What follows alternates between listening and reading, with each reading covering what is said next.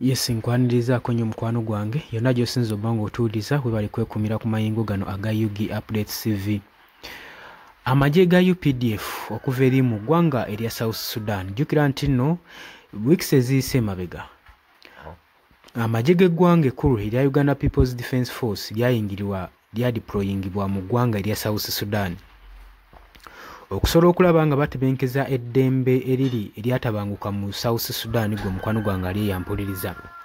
Wabula amagye gano aga UPDF galabibwako nga mulimu enkaayana ezigenda mu maaso nga Minisita Aboth akulira ekitongole oba ayogerera ekitongole kya UPDF mu Parliament ng'agamba ye tabimanyiiko ebyo kudeployinga amagye ga Uganda mu South Sudan. Era ne tulaba nga bajja beerumaŋŋana enfunda ezaali ziwerako.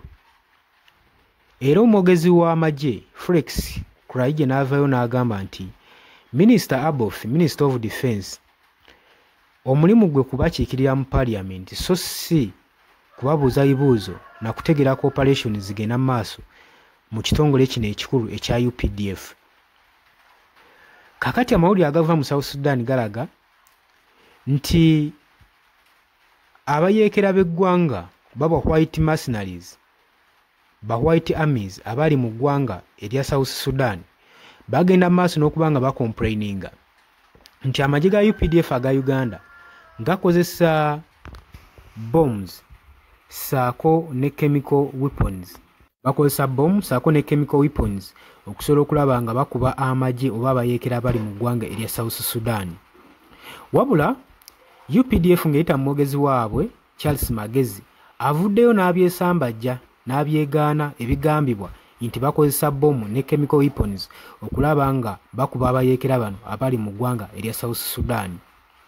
Jjukira nti nno eggwanga erya South Sudan ssaawa zino liri mu conflicts, liri mu lutalo olw'ensonga w'ensonga waliwo obutakwatagana wakati wa pulezidenti ono Riek Machar saako ne Salva Kiir gwe mukwano gwange ali yampuliriza.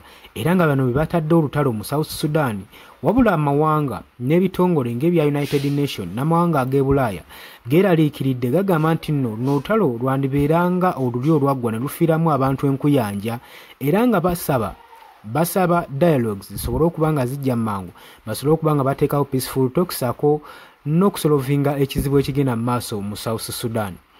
Wabula omwogezi w'amagye ga UPDF yavuddeyo n'agamba nti nno okukozesa chemical weapons saako ne bombs ezo project baazireka dda nnyo tebakyazikozesa. Era abayeekera bano aba Riek Machar be bagezaako okuba nga batondawo bafabricatingawo emboozi okusobola okulaba nga banafuya amagye gano aga UPDF okusobola okulaba nga gapaletinga emirimu gyalyo mu ggwanga erya South Sudan. Era asambajja ebyo ebyogera ageffe tetunakozesaako chemical weapons saako ne bomu okuba nga tugumbulula abayeekera abali mu ggwanga erya South Sudan.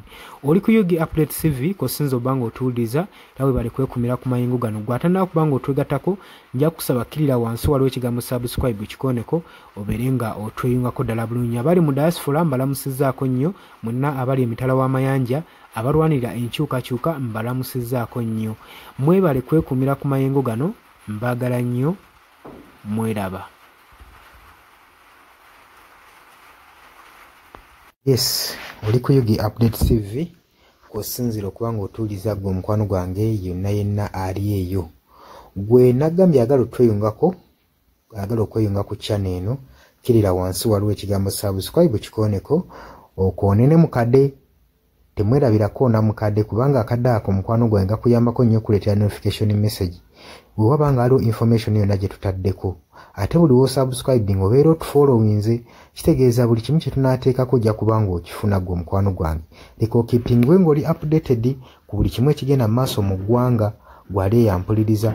Abali mu Qatar, Oman, Dubai, Saudi Arabia, abali e Dubai, abali mu US, abali mu UK, abali e Canada, abali mu South Africa nammwe abali mu Ndwana Kenya nalekaani menyani nammwe abali mu Asia matumiddeko nnyo mwebale kwekumira ku Yugi Updates TV mwe mbeezezzaawo amayengo gano aga Yugi Updates TV.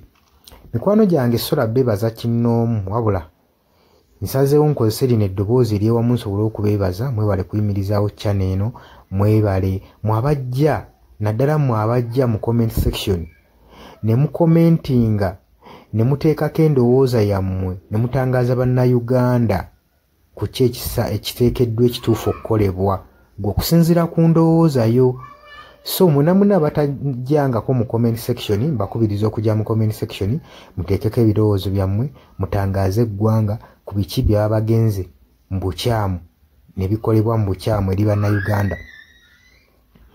Dani ku Airlines e Kenya nawe nkutumiddeko ennyo naye jangu mu comment section oteese toteekako buteesi linnya lyo mujje mu comment section mwe abasharinga aba likinga namwe abasubscribinga mwe muyimirizaawo amayengo ga channel.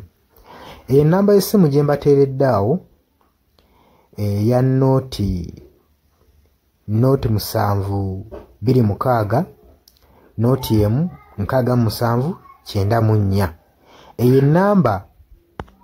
Enamba ya WhatsApp eri mu kimyufu ye namba gy'ogenda oyita kuba gy'osobola okuyitako gwe mukwano gwange ayagala okulanga wamu naffe ng'alina bizinensi yo ng'ogyagala tugikulangire nga wandyetaazo gikulangira.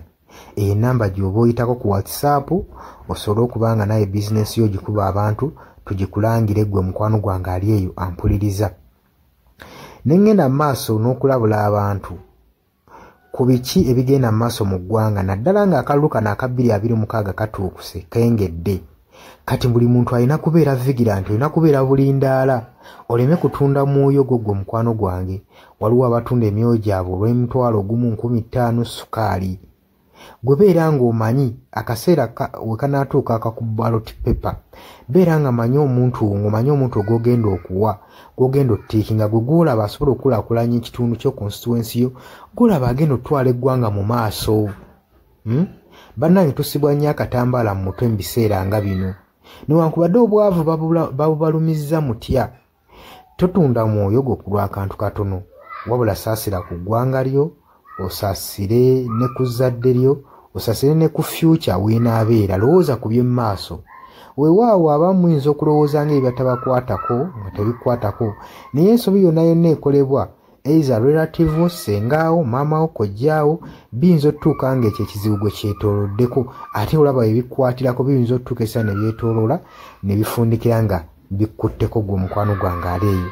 So kyenva nkubiriza baganda bange mwenna bali ku Yugi Updates TV ogenda maaso n'okusharinga information eno baganda baffe beebereremu ate era baleme kutunda mwoyo gwa ggwanga babeere nga batambulira ku mazima nga bayimirira ku mazima nga bayimirirawo ku lw'eggwanga lyaffe erijja mu maaso ku lwa future y'abantu baffe n'eggwanga lyaffe mu maaso kubanga buli muntu ekigenda mu maaso kati akiraba.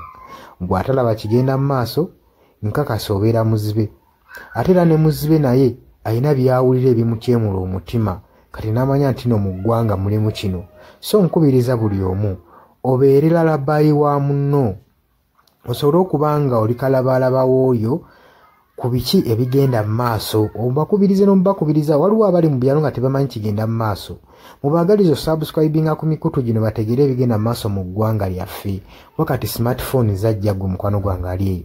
Wabula mbaagaliza olunaku olulungi mubale kwekumira ku Yugi Updates TV mwebatana subscribinga mugere maaso n'okusubscribinga mbaagala nnyo era mweraba.